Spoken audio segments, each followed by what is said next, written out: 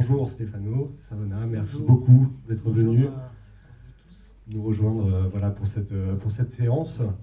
Quand j'ai posé la question avant le film, de savoir qui avait vu Samouni Road, il y avait une personne, je crois. Deux personnes, voilà. Donc c'est un public qui vient de découvrir le film.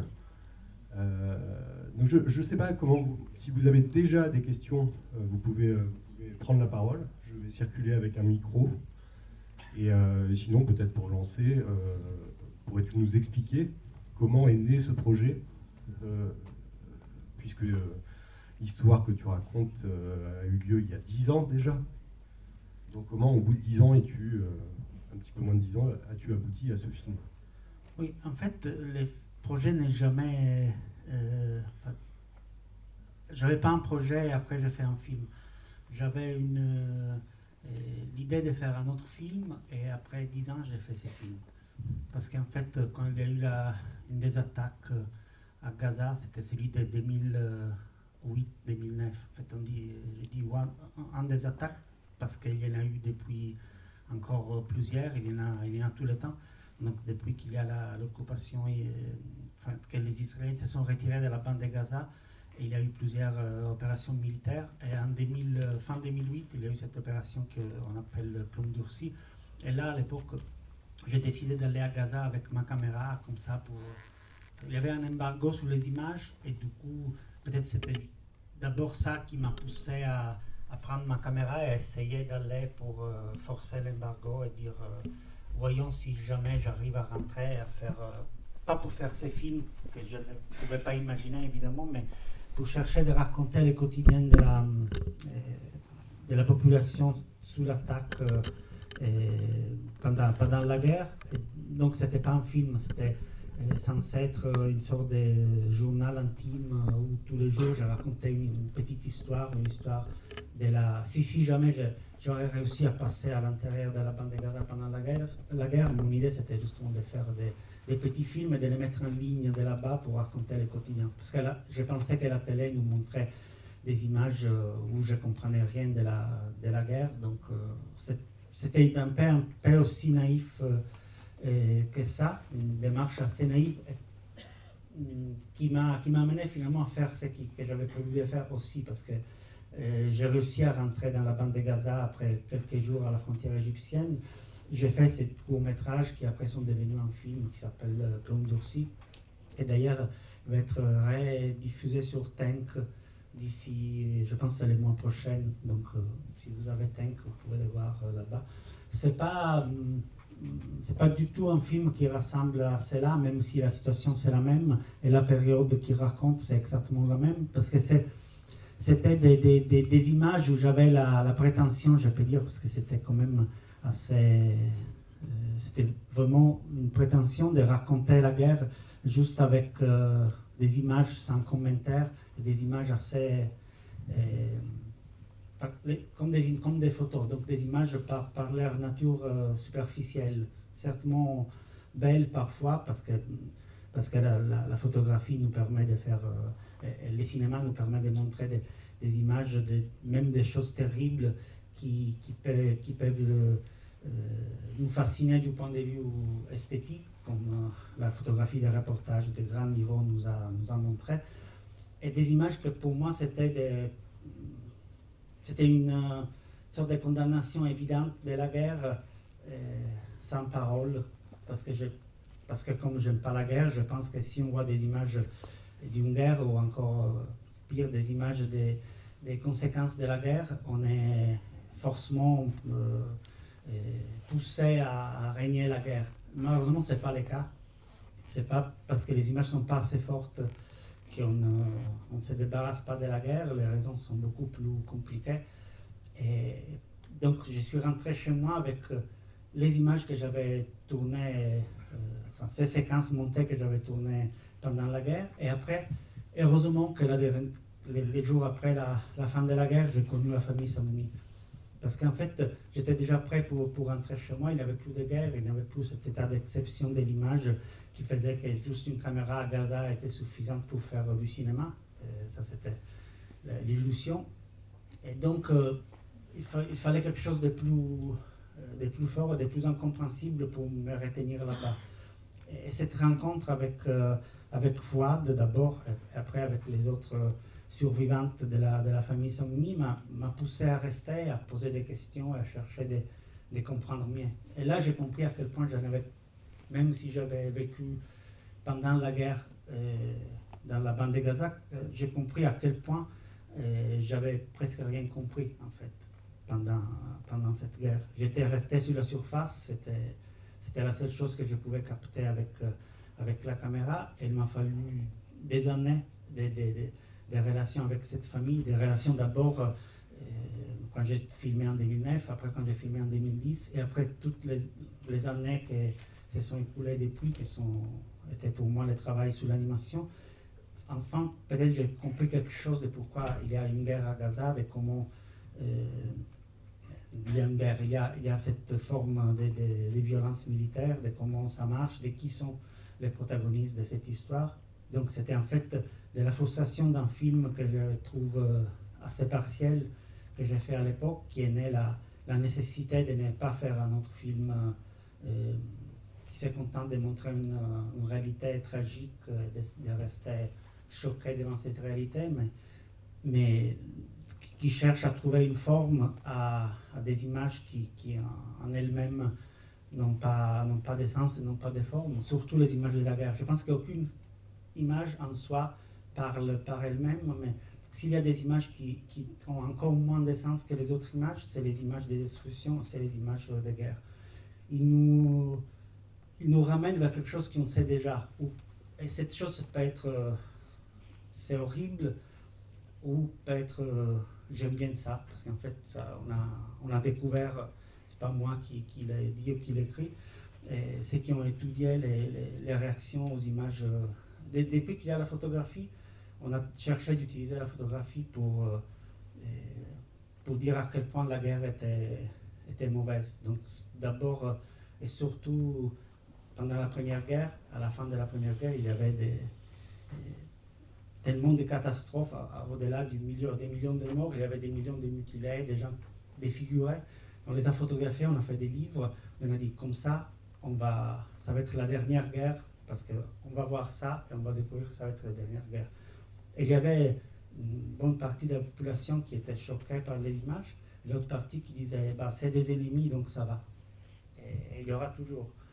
Quand j'ai montré mon film d'avant, Plomb durci, une fois, quand même, c'était pas non plus. C'était des gens normaux, c'était des gens même assez concernés par la situation. Et je me souviens des chocs quand quelqu'un. Il y a une image d'une petite fille, peut-être avec 4-5 ans, qui était complètement perdue et marchait dans une rue. C'était dans un état de choc parce qu'elle avait perdu sa famille, elle regardait comme ça. Et pour moi, c'était l'image la plus terrible du film. Et quelqu'un s'est levé et dit c'est bien cette image parce qu'on montre bien comment les Palestiniennes ne s'occupent pas de leurs enfants et les laissent dans la rue. Et finalement, je me suis dit est-ce que l'image disait autrement? Il fallait connaître l'histoire pour pouvoir faire dire à cette image ce qu'elle disait en soi. Donc, c'est pas la seule image que j'ai produite ou que j'ai réalisée qui m'a donné cette manque de confiance dans le pouvoir mystique des images, mais l'obligation de trouver une forme qui soit à la fois vraie, à la fois dramatique, dans le sens cinématographique du terme, mais aussi qui cherche de reconstruire les contextes que les images n'ont pas, parce que sinon les images travaillent à côté des guerres dans la destruction d'un contexte. Parce que le cinéma, finalement, c'est un art assez basique qui doit se contenter d'un peu de lumière sur un mur et quelques sons. Donc c'est pas du tout l'enregistrement du réel. Et donc si on veut faire du sens avec le cinéma, il faut construire des histoires qui soient des histoires. Et voilà, avec les documentaires, surtout quand c'est les documentaires sur un conflit, donc avec des gens qui ne sont plus là, c'est pas facile. Et d'où l'idée de reconstruire, d'assumer cette tâche improbable de reconstruire ce qui n'est plus là, au moins de les reconstruire avec le cinéma, parce qu'après la vraie reconstruction problématique, c'est celle des habitants de Gaza qui doivent reconstruire leur maison et rétablir des rôles à l'intérieur d'une famille qui était détruite. Donc ça, c'est la vraie tragédie. Mais pour moi, pour nous qui faisons des films, la tâche était énorme aussi, et c'était justement comment reconstruire ça, vu qu'on a que des images de l'après, que des images documentaires, que des images du quotidien. Et on va raconter une histoire, c'est une histoire très précise, qui s'est passée avec... plus on arrivait à reconstruire les événements, plus on se disait il faut les reconstruire pour les rendre compte avec précision, parce que c'était tellement improbable aussi toute l'histoire de cette fille Amal. Donc on voulait rendre justice avec le cinéma, avec cette histoire. Mais pas justice dans le sens propre du terme, mais justice à l'histoire. Je pense qu'il faut toujours chercher la justice de l'histoire, c'est-à-dire être fidèle à l'histoire et en même temps la raconter au mieux pour permettre de la partager avec quelqu'un qui autrement ne la connaisserait pas. À ma connaissance, tu n'avais jamais travaillé le cinéma d'animation. C'est une première pour toi? Oui, une première et une dernière. Oui. Parce que c'était trop compliqué. Et à quel moment, en fait, donc tu as considéré que c'était la meilleure option pour toi, pour ton film, pour faire justice à cette famille, comme tu dis, et pour vraiment atteindre une forme de vérité de ce qui s'était passé? À quel moment tu as pensé à l'animation? Comment ça s'est imposé à toi? Oui, finalement, c'était vraiment quelque chose que je connaissais pas du tout. J'avais vu des films que j'aimais, mais je ne savais rien ni à la technique, ni même à l'esthétique du cinéma d'animation. Mais le choix s'est imposé vite quand on s'est dit il faut prendre. Quand les mots reconstruction s'est imposé, on a dit comment on reconstruit. Puis on peut avoir, si on avait 10 heures, on pourrait reconstruire avec l'histoire, avec les mots de ses protagonistes. On avait beaucoup de témoignages très forts, très poignants. Donc, moi que les avais connus, avait tout enregistré, et les gens qui travaillaient sur les films, d'abord Penelope Portoluzzi, avec qui j'ai travaillé sur les films pendant plusieurs années, avant de les monter avec Luc Forvey, qui m'a aidé à la fin du processus pour le montage. Mais en fait, dans la genèse du film, moi et Penelope, on était tout seuls, et on avait passé beaucoup de temps sur ces rushs. Donc nous, on savait qu'est-ce qu'il avait raconté, mais on avait écouté, on avait regardé 30-40 heures de témoignages comme ça. Tout était très fort, mais on ne pouvait pas faire un film de 30 heures, on ne pouvait même non plus faire un film de 10 heures. Donc on voulait rendre la même émotion que tous ces témoignages nous donnaient, et aussi toutes les histoires qu'ils nous racontaient, c'était des histoires qu'on découvrait, qu'on ne connaissait pas avant. On voulait raconter ça dans un temps d'un film, donc 1h30, 2 heures, 2h30 plus long.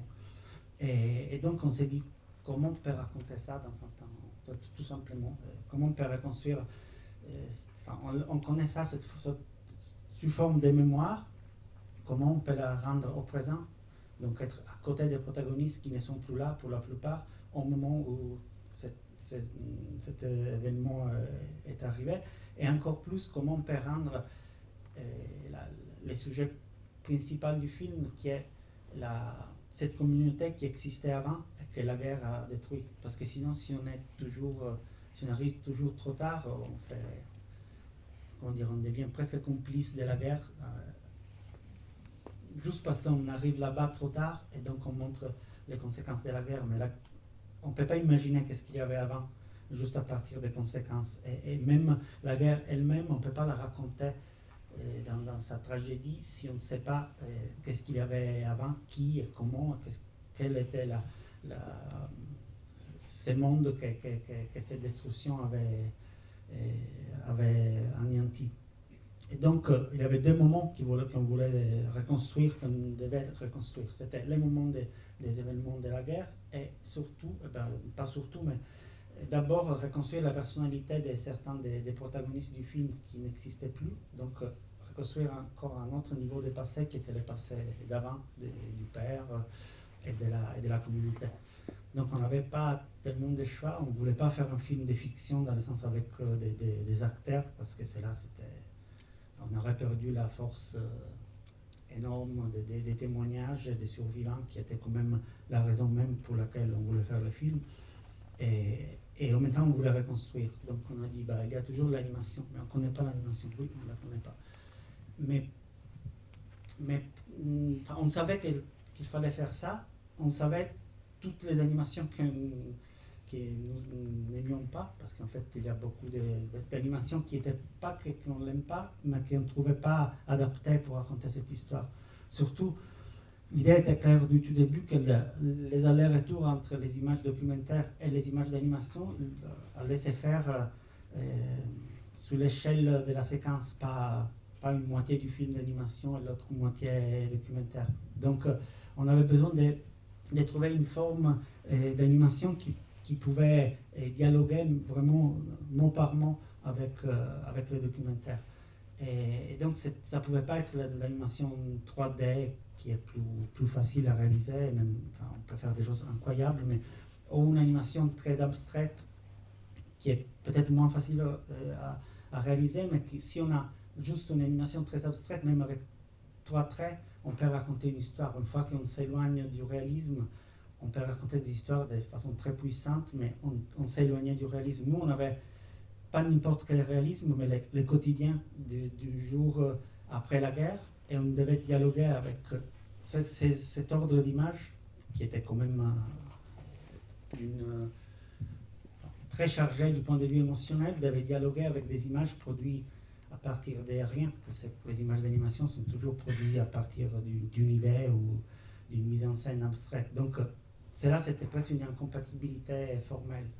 Et après, à ce moment-là, et c'était déjà 2011-2012, on savait les films qu'on ne voulait pas faire et on ne savait pas encore les films on savait les films qu'on rêvait, mais on ne savait pas comment les faire. Et là, on a vu par hasard les courts-métrages de Simone Massi, qui a cette technique du papier gratté. En fait, toutes les images que vous avez vues dans la partie animation sont des feuilles de papier A4 où on a d'abord mis du pastel à l'huile et après les pastels est gratté avec des ustensiles en métal.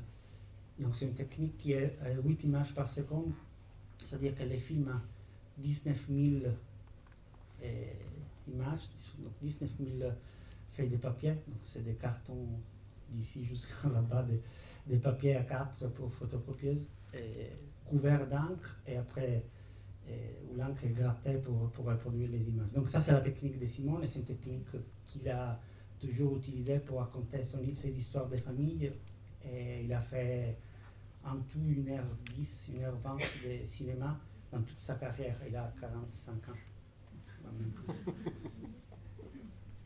Donc, on a vu les commentaires, on a dit c'est ça. Après, on a parlé avec Simone et on a dit c'est pas ça. Parce qu'elle a dit vous avez besoin de combien? 40 minutes. Mais j'ai pas 20 ans. Oui. Et donc, on a dû réinventer sa technique avec lui qui s'est prêté avec une disponibilité énorme. Il faut dire aussi que lui, il a toujours travaillé tout seul. Donc, il fait ses dessins préparatoires et après, il fait tous les dessins jusqu'à la fin. S'il se trompe, il jette 6 mois de travail à la poubelle et recommence. Et c'est parce qu'il n'a jamais fait ça pour l'argent, il a fait autre chose. Entre-temps, il faisait ses films avec vraiment une passion presque d'ermite et une capacité d'artisan dans sa montagne du centre de l'Italie. Donc c'était pas question de le faire comme ça, donc on lui a proposé d'abord de construire une équipe. Donc il disait non, c'est pas possible, non, il faut y arriver. Et comme il vient d'une école d'animation qui est très bien, on a découvert qu'il y avait beaucoup de jeunes animateurs en Italie qui pouvaient reproduire sa technique. Donc on les a convaincus, on les a mis ensemble, lui il a enseigné sa technique. Ça nous a permis de multiplier jusqu'à 30-40 personnes les dessinateurs. Et après, la chose encore plus importante, c'était qu'est-ce qu'ils allaient dessiner. Parce qu'en fait, lui, il avait toujours dessiné ses histoires de famille. Et dans ces cas, il devait raconter des histoires d'une autre famille, dans l'endroit du monde où il n'était jamais allé. Il avait vu quelque chose de mon documentaire, je lui racontais l'histoire, mais il disait je ne suis pas capable de reconstruire ça, de raconter ça. Donc on a décidé de faire, on s'est posé beaucoup de questions, donc on a décidé de lui fournir à lui et aux autres animateurs. Et en fait les dessins à dessiner devaient être déjà des dessins finaux presque. Donc on a dit on va faire les films en 3D, comme si c'est de l'animation 3D, comme si c'est de l'animation 3D, mais avec pas beaucoup de détails, donc comme dans un jeu vidéo d'il y a quelques années. On va reconstruire tout, reconstruire les quartiers, la géographie, la physionomie des personnages, parce que les personnages devaient rassembler eux-mêmes, vous avez vu dans les films, j'espère qu'ils les rassemblent, eux-mêmes dans les documentaires. Donc on a dû reconstruire tout ça réalistiquement, animer tout ça avec des animations 3D faites avec l'ordinateur, filmer ça comme si c'est du documentaire. C'est ça que je me suis dit, ça je sais que je sais faire. Donc si j'arrive à reconstruire un univers animé que je peux filmer, je peux faire quelque chose qui ressemble à ce que je sais faire. Donc on a fait ça, on a fait toutes ces séquences, et après on les a données à Simone et aux autres animateurs pour les réanimer avec ces techniques. Peut-être on peut regarder là. J'ai amené une sorte de making-of de comment on a...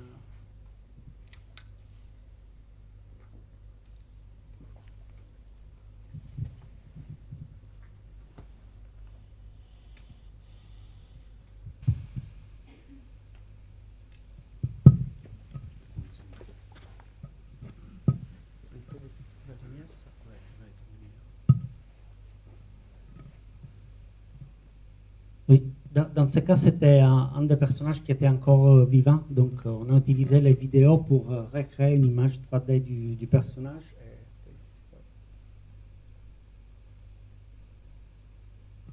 Là, c'est juste un logiciel d'animation 3D qui nous a donc permis de reconstruire tous les personnages que vous voyez dans les animations sont reconstruits comme ça.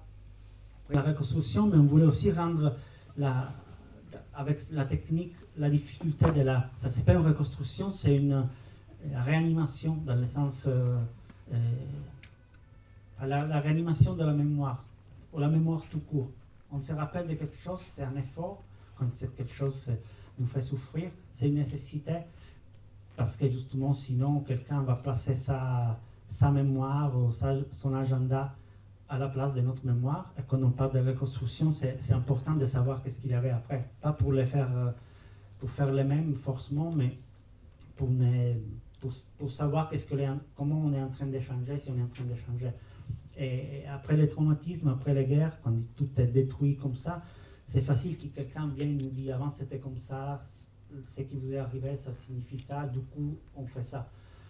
Et je pense que le cinéma, comme c'est un rôle que le cinéma a joué en Europe après les guerres, qui jouera toujours, le cinéma a le rôle de nous aider à métaboliser ce qui nous est arrivé, à retrouver les mémoires, les vraies, contre la propagande qui nous ramène à des mémoires communes qui sont souvent complètement fictives, où les morts c'est un héros mais sans visage, la raison pour la mort c'est une idéologie sans subtilité, mais chaque individu a son propre visage, a son propre idée, qui n'est pas une idéologie forcément, a ses propres rêves, cauchemars, et la mémoire doit être, donc le cinéma doit être capable de raconter ça, ou de se réanimer avec ça, et de reporter à la surface tout ça. Et dans ces cas,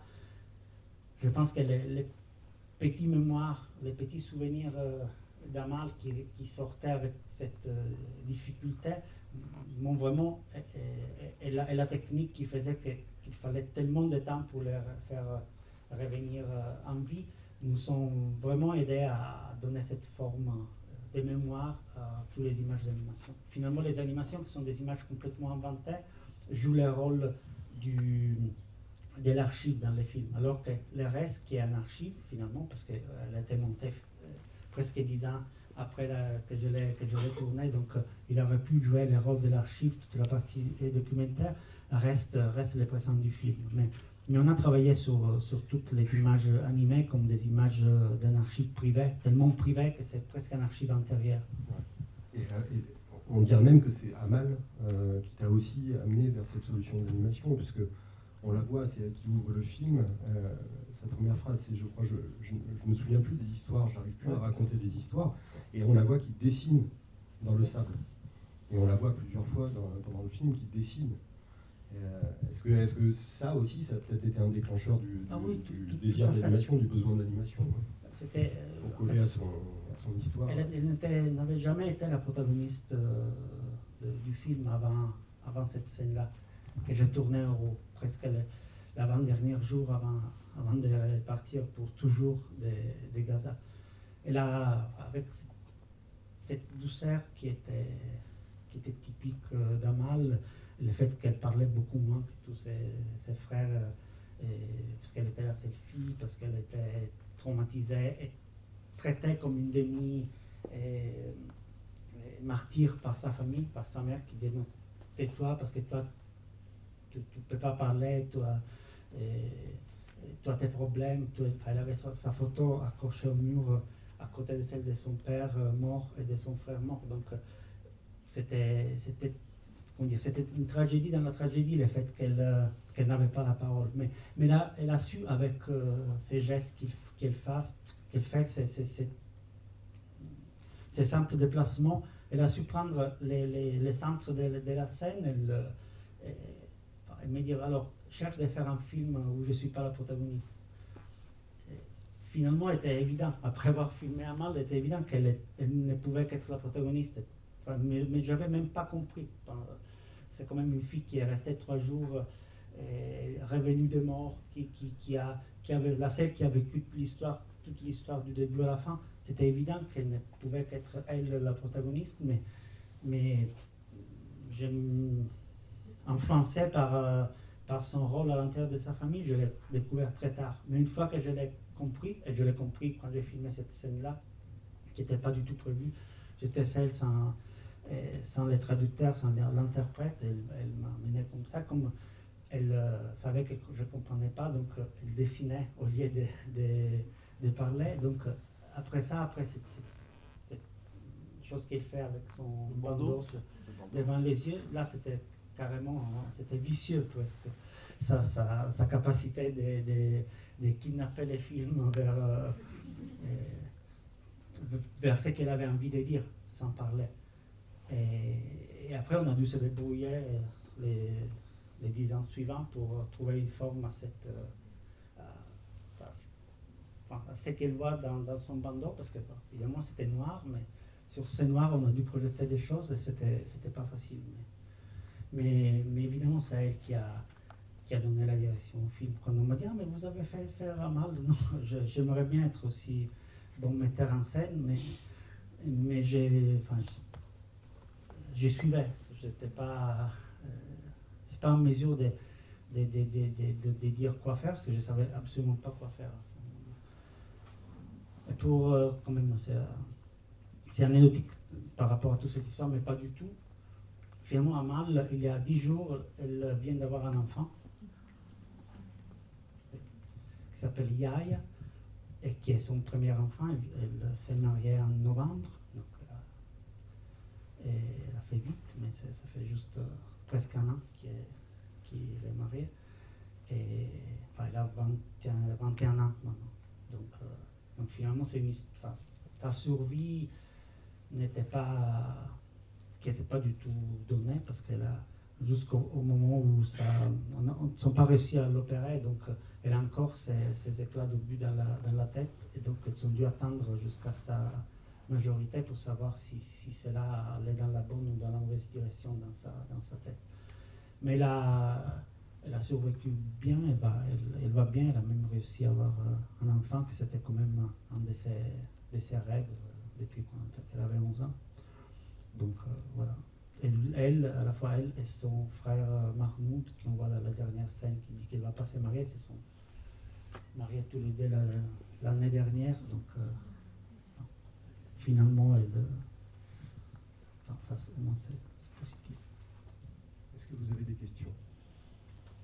Non, moi, je veux juste aller dans le même sens. Est-ce que je peux parler toi?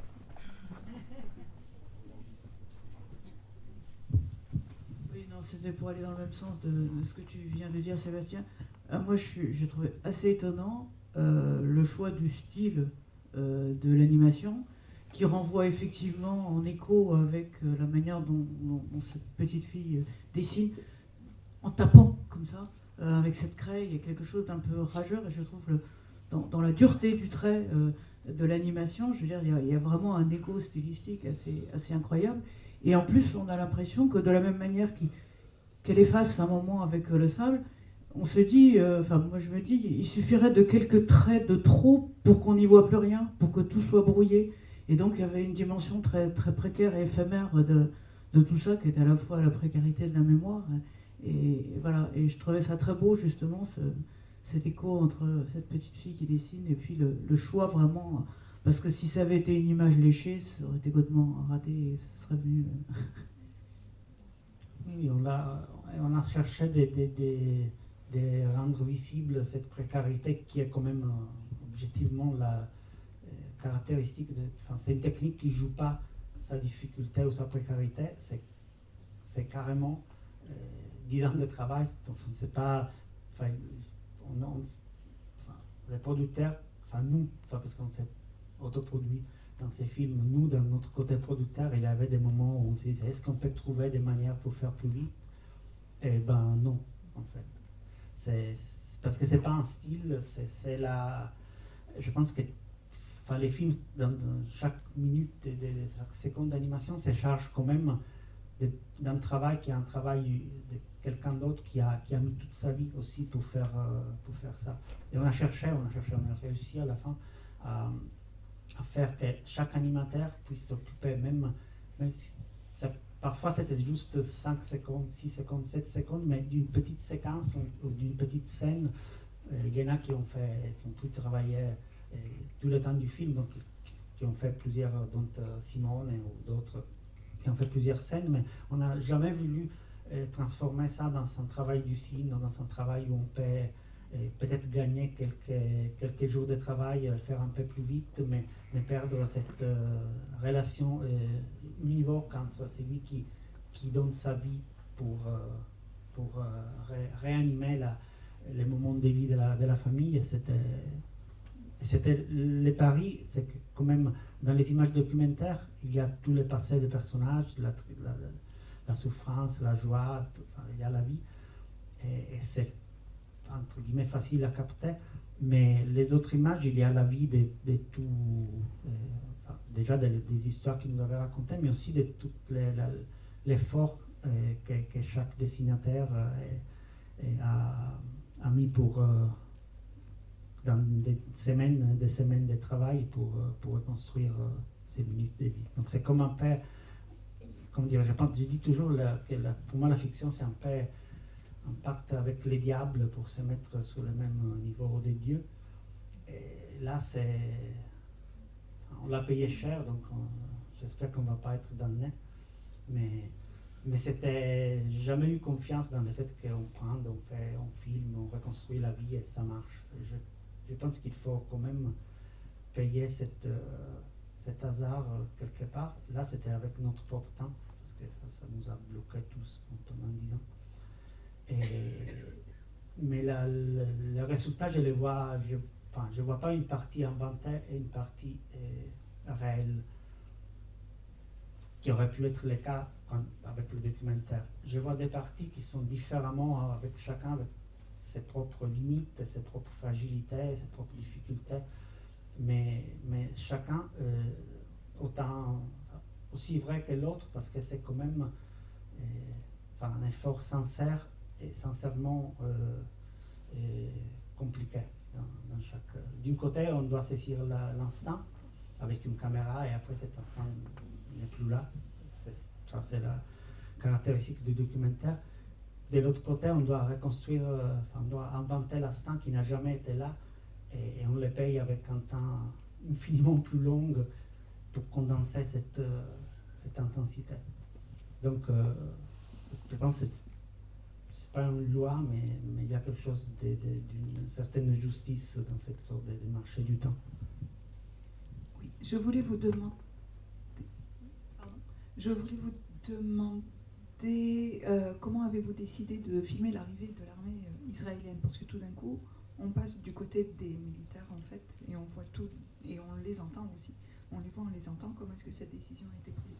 D'abord, c'était quand j'ai eu quand j'ai commencé à faire les films, je ne savais pas quelle avait été la raison de l'attaque. On ne savait rien parce qu'il n'y avait aucune information. J'avais juste les faits tels qu'ils avaient été reconstruits d'abord par la famille, après par la Croix-Rouge, après par les rapports Goldstone, mais on n'avait pas des raisons. Après, et du coup, après les rapports Goldstone, que c'était un rapport des Nations Unies où on avait accusé Israël des crimes de guerre à partir de certains épisodes, dont celui des Samouni, l'armée israélienne a conduit une enquête, a mené une enquête interne, et a reconstruit la chaîne des responsabilités dans cette attaque. Enfin, c'est pas le côté politique qu'on n'a pas de responsabilité, on ne parle pas de la responsabilité politique de l'attaque israélienne dans la bande de Gaza, je parle juste de la responsabilité spécifique de cette histoire. Donc, on avait les comptes rendus, on n'avait pas les images ni les sons, mais on avait les comptes rendus assez précis de ce qui s'était passé, de ce qui avait été avéré, et ça correspondait à ce qu'avait raconté la famille. Donc, je me suis dit que je ne pouvais pas. Là, enfin, je découvrais qu'est-ce qui s'était passé. C'était quelque chose qui m'avait travaillé tout le temps. Je me suis dit, mais qu'est-ce qui s'est passé? Pourquoi? J'avais quand même une désir de savoir. Et je ne pouvais pas ne pas décider de les partager avec le public.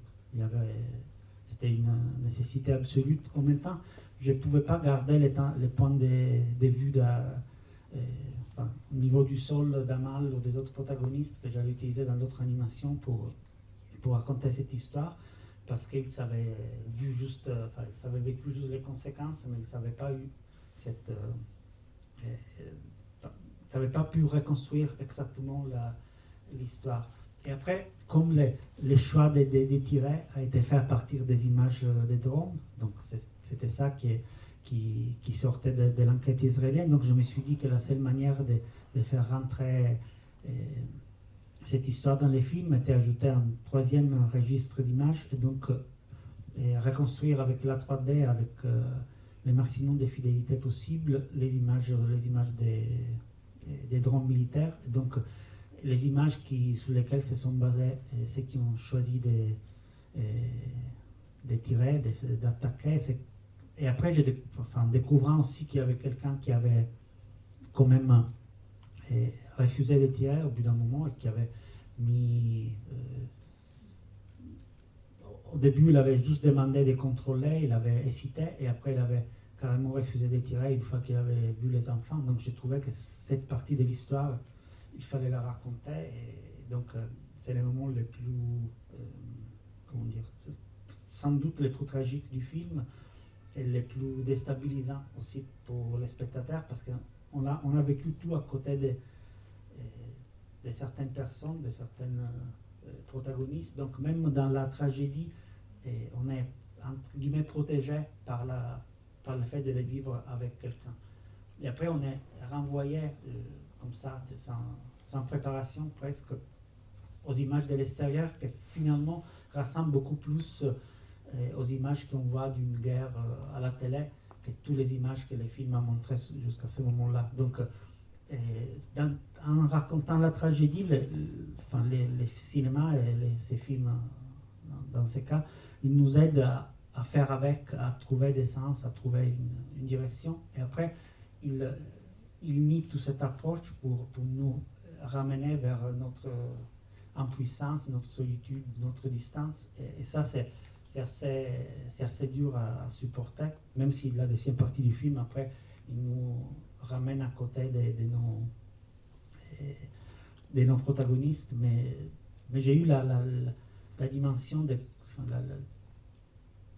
combien cela pesé sur le spectateur lors de la première projection du film, parce qu'on sent quand même, à ce moment-là, on se sent tout seul. Moi, je me suis senti tout seul dans mon fauteuil, comme impuissant, comme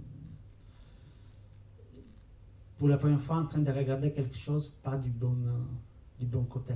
Et c'est quand même, enfin, après en réfléchissant, je me suis dit, mais quand on voit des images d'une tragédie de l'extérieur, même si c'est pas la même chose que les images des drones, même si on tire pas, c'est quand même le même point de vue. C'est un point de vue de l'extérieur où on peut être... si on considère que les autres sont nos amis, on est touché, mais on ne peut rien faire. Si on considère qu'ils sont nos ennemis, on est entre content et pas ému.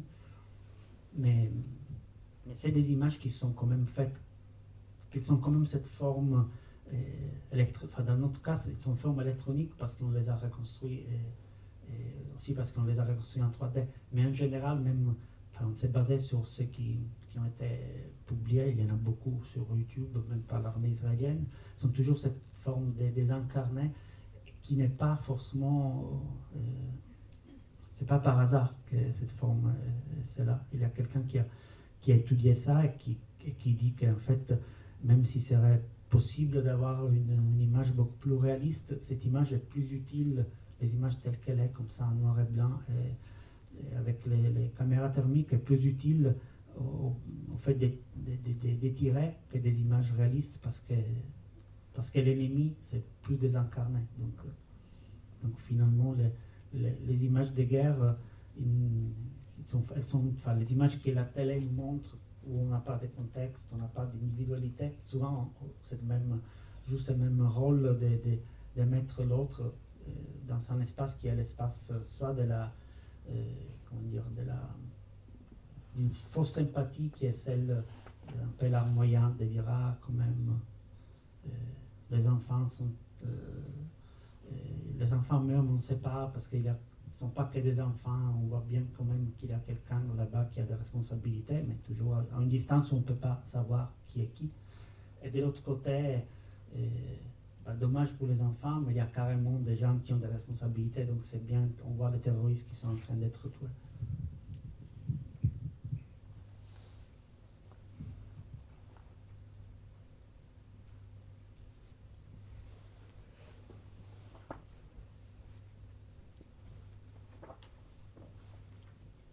Merci. Vous avez évoqué tout à l'heure les films de propagande, et moi je me demandais, est-ce que vous n'avez pas justement peur qu'on puisse considérer le vôtre comme tel? Tout film est un film de propagande, dans le sens que les films ne sont jamais neutres, parce qu'il y a dans les films, on amène toujours ses propres opinions et ses propres points de vue. Ça, jamais.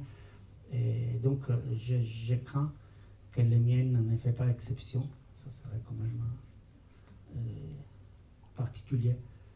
Mais la chose sur laquelle, c'est pour ça que j'ai mis 10 ans, au-delà de l'animation, je voulais être sûr de toutes les sources. Donc, je suis sûr que je raconte les faits de manière, parce que les faits existent.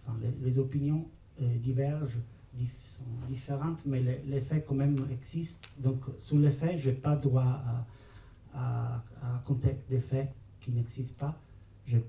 J'ai le droit à mettre dans les films mes opinions, et donc dans les côtés opinions, il y a aussi la possibilité d'un niveau de propagande. Mais dans les faits que je raconte, j'essaie d'être sûr, contrôlé et complètement sans espace pour l'ambiguïté. Donc, tant que je suis sûr de mes faits, j'assume mes opinions. Pour le reste, je pense que les films de propagande, proprement dit, pas au sens large que j'utilisais, mais au sens propre, sont des films qui mettent ensemble, d'abord, qui n'ont pas de peur d'utiliser, d'altérer les faits pour amener une agenda. et de l'autre, de ne pas laisser aucune liberté d'interprétation à celui qui les regarde. Mais sinon, j'assume complètement le fait que comme chaque film, un film a une partie des... Enfin, j'ai fait un film pour vous montrer quelque chose tel que je l'ai compris. Donc, évidemment, si le film est bien fait, donc si c'est efficace, c'est de la propagande très subtile.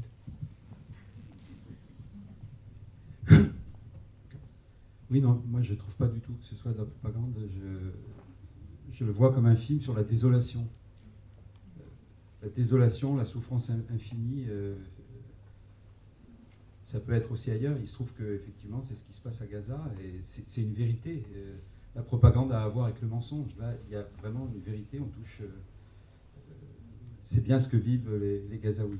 Mais en plus, il y a un autre aspect du film, à part la reconstruction du crime de guerre, finalement, qui produit ce traumatisme.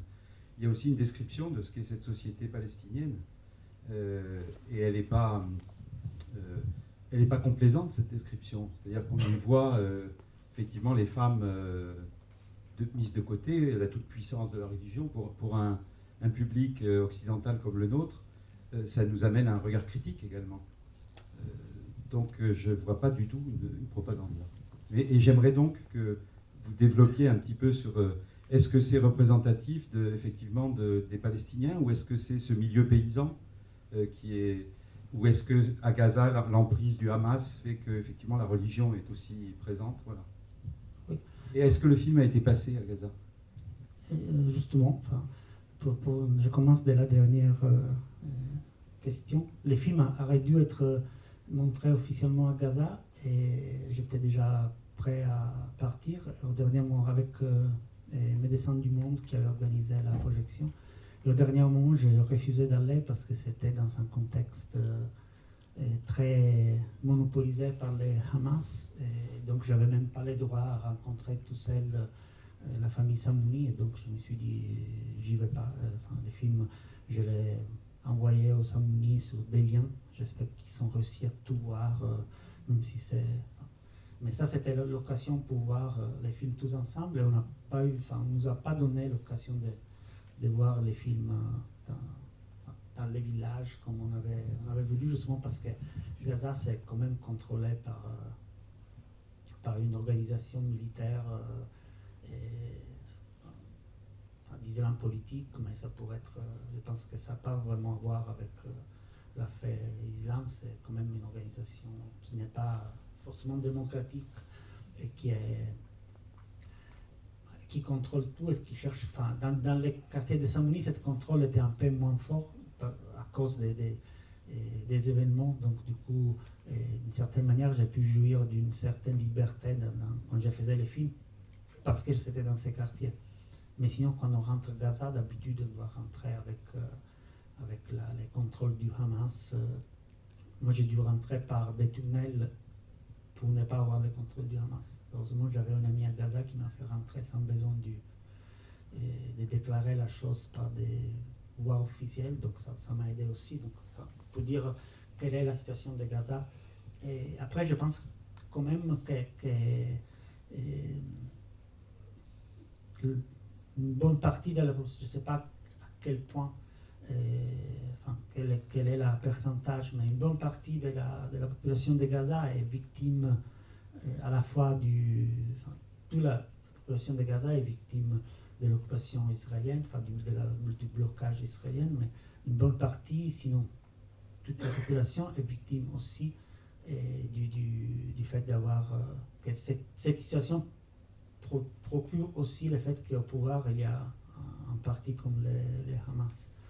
Après, quel pourcentage de la population soit conscient du fait que Hamas, c'est un des vrais problèmes d'être à Gaza. Je ne sais pas quel est le pourcentage, mais j'ai connu beaucoup de gens à Gaza dont les Samouni, qui disaient carrément ce régime est horrible, il nous pourrit la vie. Donc, et ça, il le disait en sachant que c'était beaucoup plus dangereux pour eux de dire ça que de dire Israël est l'ennemi. Mais ils le disaient quand même, donc ça veut dire que cela était quand même au centre de leur préoccupation. Et après, oui, donc les films cherchent de raconter justement la situation du quartier telle que je l'ai vécue. J'ai mis beaucoup de temps pour comprendre toutes les tensions présentes dans le quartier. Et en fait, je voulais faire un film où on rendait compte de ça. Donc il y a les tensions à l'intérieur de la famille, les tensions même entre les deux mères, les deux veuves d'Ateya, il y a les tensions entre voisins, il y a les tensions avec, quand on les voit, enfin, je les ai montrés, il y a les tensions avec le pouvoir en place, et après il y a la guerre. Enfin, les films cherchent à raconter ça, même s'il n'y a pas le temps d'être trop... de s'étendre beaucoup dans chacun de tout ça, mais justement parce que je voulais créer un ensemble qui soit organique, qui a la forme de la société là-bas. Évidemment avec un dosage de ce qui est là, qui n'est pas là, parce que les films ont ces règles de narration. Donc, mais je pense que même les réactions qu'il y a eu au film de la part des gens à Gaza et hors Gaza, personne n'a pu dire c'est pas fidèle, comment dire, les paysages humains que les films racontent. Je pense je sais qui a été à Gaza, et les Gazaouis aussi se sont retrouvés. Il y a eu des Palestiniennes qui, même qui politiquement pouvaient ne pas être exactement du côté du film, qui ont dit qu'ils s'étaient émus parce que c'était leur histoire. Et il y a eu beaucoup de gens ici qui ne sont jamais allés à Gaza et qui ont compris l'histoire, et donc l'histoire leur a parlé. Il y a des gens d'ici qui ont été à Gaza, à la fois des journalistes, mais aussi des gens normaux qui ont été là-bas avec des ONG, qui ont retrouvé la Gaza qu'ils connaissent. Donc, je pense que ça, c'est une... Si j'avais dit un peu plus n'importe quoi, quelqu'un aurait pu objecter un peu plus.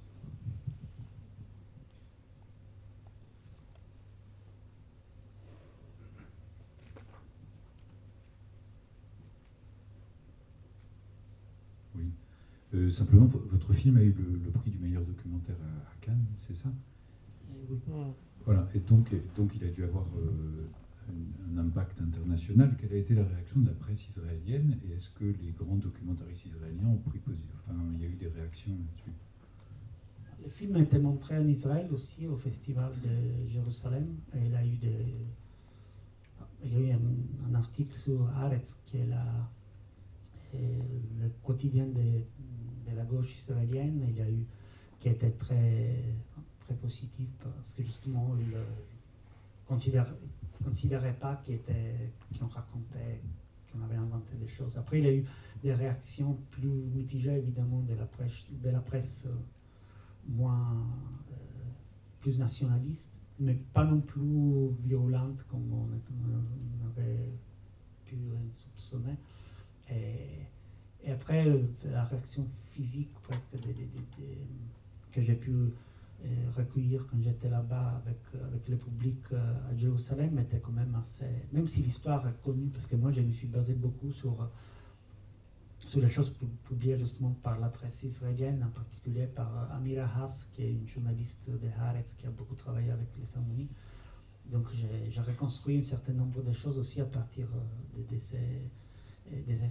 ces articles. Et finalement, donc c'était une histoire connue, mais évidemment, le cinéma l'a reconstruit avec une force qui n'est pas celle de la presse écrite. Donc les gens qui étaient dans la salle, donc, il y avait Amira Haas qui connaissait l'histoire mieux que moi, et elle était aussi choquée que les autres, justement parce qu'en voyant quelque chose comme ça, on l'a vu d'une autre manière. Et Amira, après on est devenus amis, après on ne se connaissait pas, j'avais juste lu ces articles, et après il est venu me dire, mais finalement peut-être que mon travail ne sert à rien si après il faut un film pour sentir qu'on a vécu une histoire. Alors moi j'ai écrit 11 articles, j'ai passé des années de ma vie à écrire que sur ça.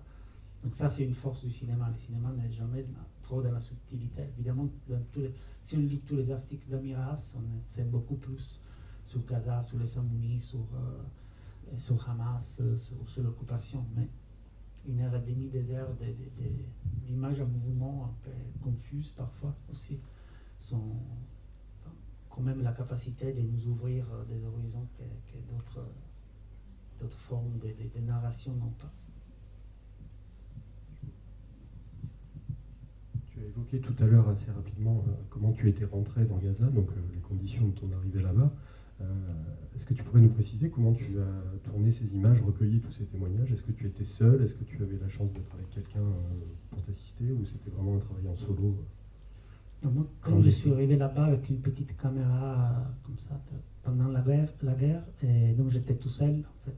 Et après l'année d'après, quand je suis reparti pour filmer pendant les mariages, c'était au dernier moment qu'il m'avait appelé pour dire on va se marier, viens nous filmer. Du coup, j'avais pas des grands moyens, j'avais pas non plus la possibilité d'aller là-bas avec une vraie équipe de tournage. Je l'ai jamais, enfin, c'est un peu la chose qui rend ces films similaires aux autres documentaires que j'ai fait avant et après. Et la seule personne que j'ai eue là-bas et qui m'a vraiment beaucoup aidé, c'était quelqu'un que j'avais connu juste après mon entrée la première année, c'était Nidal, mon interprète. Et j'avais rencontré là-bas, c'était pas un interprète professionnel, c'était quelqu'un qui avait perdu son travail parce qu'il était revenu à Gaza, il ne pouvait pas repartir, mais il parlait très bien anglais, même s'il n'avait jamais travaillé comme interprète.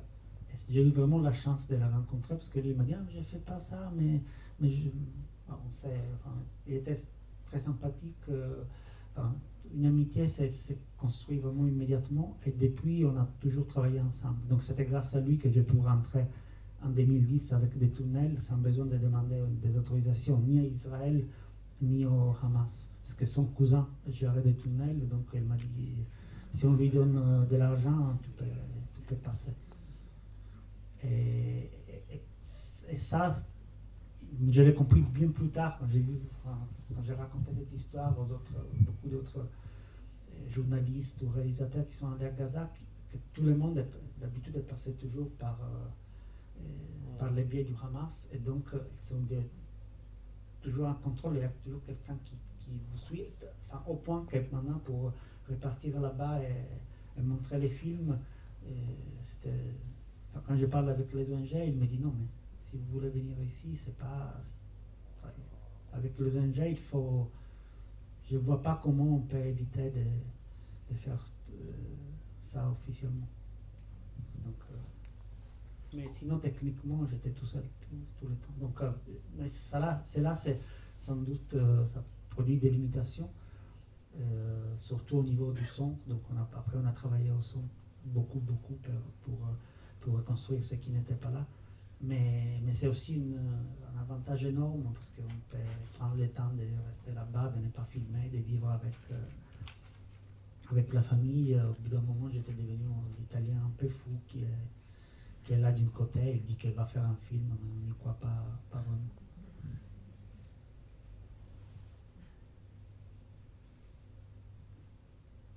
J'ai encore une question tu viens de parler du son. Je voudrais que tu nous en dises un peu plus sur le travail des voix qui sont reconstituées dans les séquences d'animation. Est-ce que ce sont des protagonistes, des membres de la famille qui ont joué les voix des disparus, ou alors est-ce que ce sont des acteurs? Comment est-ce que tu as procédé? Oui, là, c'était l'une des choses les plus difficiles parce que j'avais prévu de repartir à Gaza pour faire ça, mais c'était impossible du point de vue pratique. Je n'avais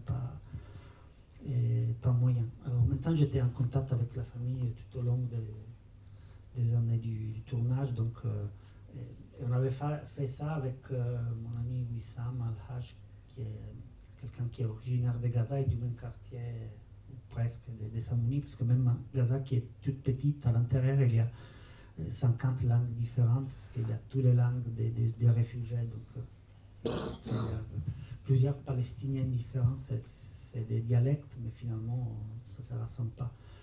Et donc, je voulais être très précis. Wissam avait étudié la langue de ces paysans, des Samounis, et il disait non, mais il y avait des choses qu'il ne comprenait pas. On avait un autre ami qui nous aidait dans les traductions à Paris, qui venait de Gazaville, même originaire de Gaza, mais de 10 km au nord de Gazaville, et il y avait une partie des mots qu'elle ne comprenait pas parce que c'était des mots des paysans. Donc c'est tellement difficile. Et donc, une fois qu'on a écrit, on a adapté les témoignages pour faire un scénario, et ça on l'a fait en français avec Léa Missius, qui est une scénariste, réalisatrice avec qui je travaillais.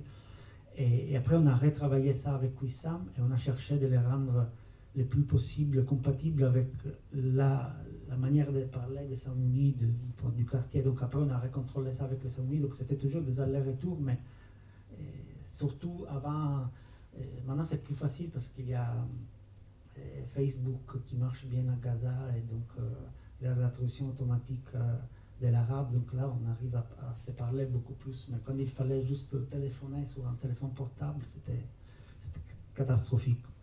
Donc, j'avais trouvé quelqu'un à Gaza pour enregistrer les voix des Samounis eux-mêmes pour faire les doublages, mais il y avait plusieurs problèmes. Le premier, c'est qu'à Gaza, il y a 2 heures d'électricité par jour, et jamais exactement on sait lesquelles.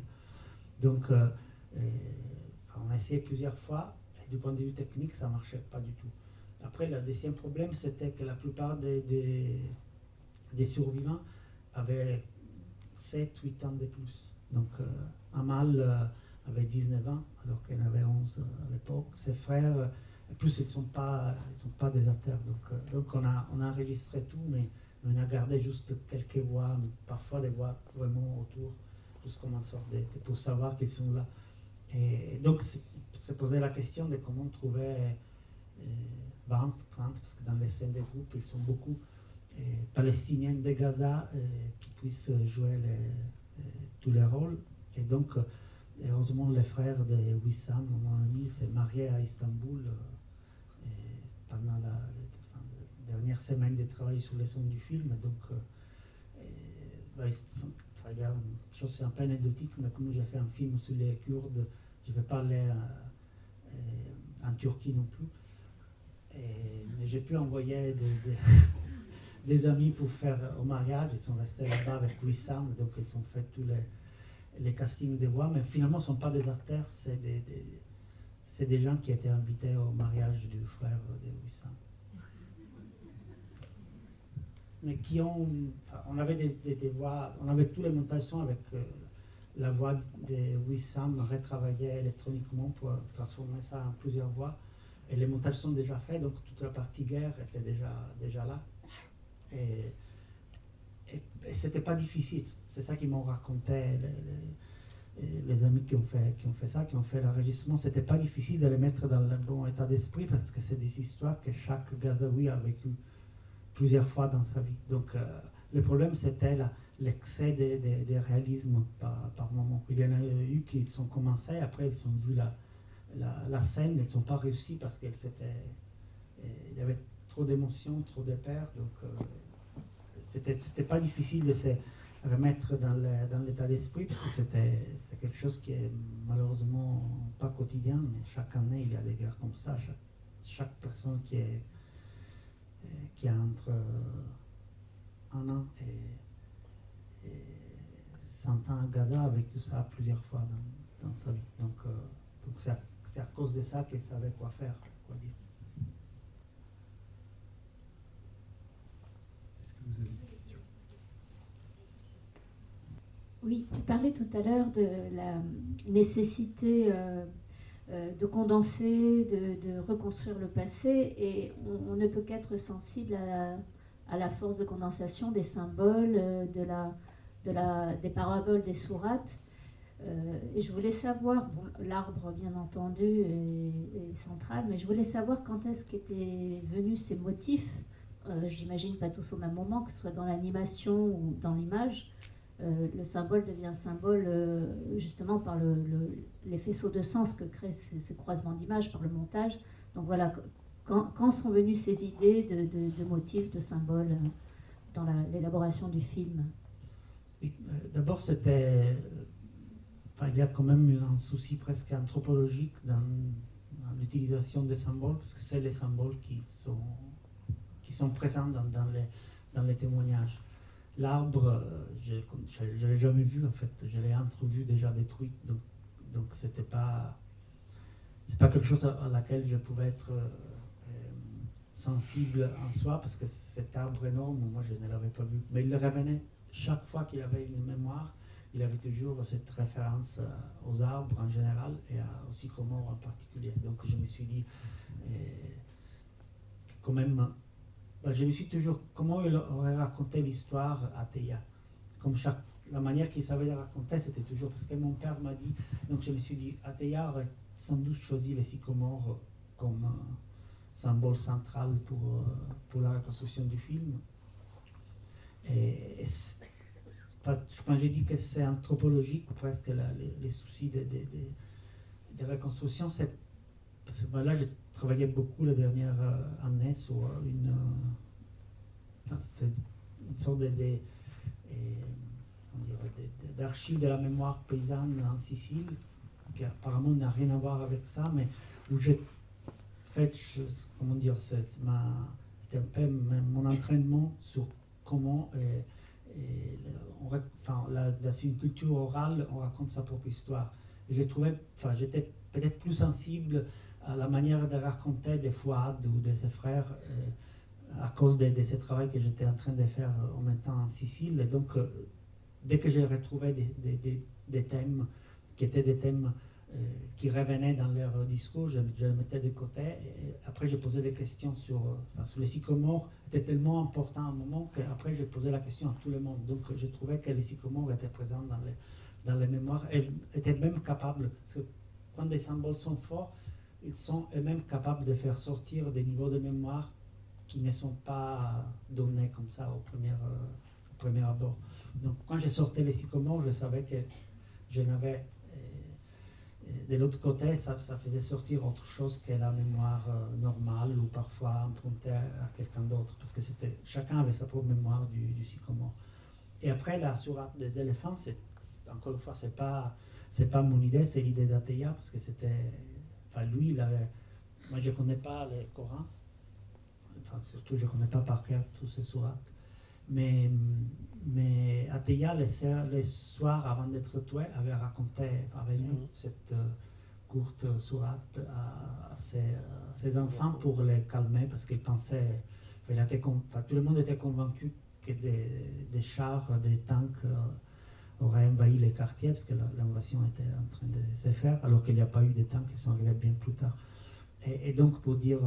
ils vont nous attaquer avec les tanks, mais nous, on va se défendre et avec le fait que Dieu nous aime. Et donc, elle avait sorti cette soirée. Et donc, tous les enfants d'Athéa avaient évidemment raconté ça à la femme Amal et tous ses frères et sœurs. Donc, elle avait aussi raconté avec sa propre symbologie, parce que lui, il avait raconté, après il avait expliqué qu'est-ce que ça veut dire, parce qu'il avait, comme on voit dans les films, cette sorte de souci particulier pour l'histoire, pour la narration orale. Donc ça, on l'a pris, on l'a juste... c'était une des premières scènes où, évidemment, la partie animation était évidente, qu'elle aurait pu marcher, parce qu'effectivement, des éléphants qui deviennent des chars, c'est le travail que l'animation fait très bien. Et après, toutes les histoires, la relation d'Amal avec les petits animaux, c'était en fait sa propre... elle était toujours en train de jouer avec les oiseaux,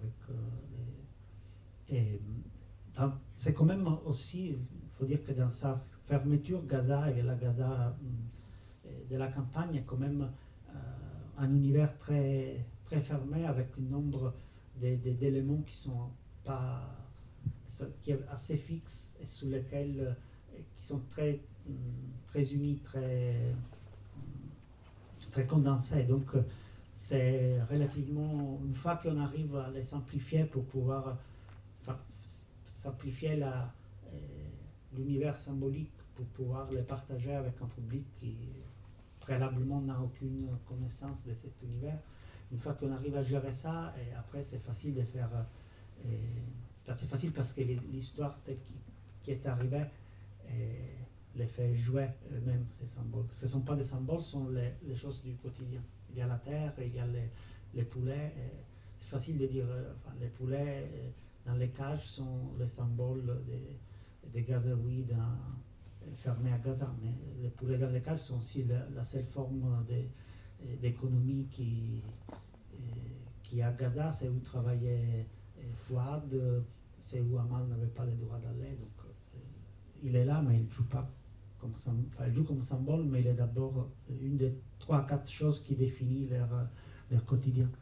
Après une semaine là-bas, chaque jour, Faraj arrivait, il disait aujourd'hui 4 morts, 5 morts, 6 morts. Et je pensais que c'était des trucs d'attaque, mais je n'ai pas entendu de bombes. Il parlait des poulets. Et dans son. C'était pas tragique, mais si c'était plus de 10 pertes, ça devenait quand même grave parce qu'après, les éleveurs de poulets, ils achètent des poussins, et s'il a 40 jours, il n'y a pas assez de poulets, ils sont perdus, sinon ils sont gagnés. Donc c'était quand même c'était une forme d'économie presque caricaturale, mais c'était la seule économie sur laquelle il jouait à Gaza. Donc c'était les choix des symboles, c'était surtout quel symbole ne pas faire jouer, parce qu'il y en avait d'autres, et donc c'était un choix pour réduire parmi les symboles possibles et parmi les éléments possibles de la narration, ceux qui avaient joué un rôle plus fort dans l'histoire, et donc qui pouvaient être mis en valeur par l'animation. Malheureusement, l'heure passe, donc on va être obligé d'arrêter là. Merci beaucoup, Stéphano.